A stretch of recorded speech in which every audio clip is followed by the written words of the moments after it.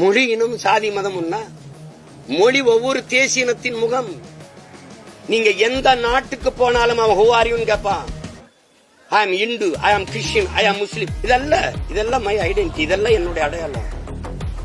இதல்ல ஐ ஆம் தேவர், ஐ ஆம் நாடார், ஐ ஆம் கோனார். சாதி மதம் அல்ல.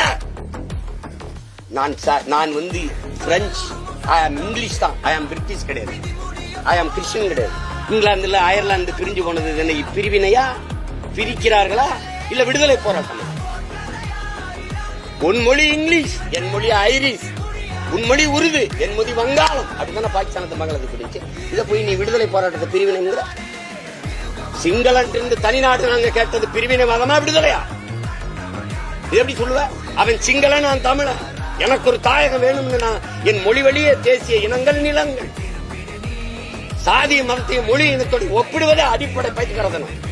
தம்பி, இந்தியாவில் மொழி வழி மாநிலங்கள் பிரிக்கப்பட்டிருக்கா, சாதி மத வழியா பிரிக்கப்பட்டிருக்கா? மொழி வழியே கொடுக்கிறது மொழிக்கு முன்னுரிமை தானே, இனத்திற்கு முன்னுரிமை தானே. அப்ப அது எப்படி பிரிவினையாகும்? தம்பி, ரெண்டு பேருமே இந்து தானே தம்பி. மகாராஷ்டிரால குஜராத்ல வாழ்றவன் எதுக்கு தம்பி தனிநாடு குஜராத்ல தனி மாநிலம் கேட்டான்? நீ மராட்டிய, நான் குஜராத்தி. அதுக்கு பதில் வச்சிருக்கல.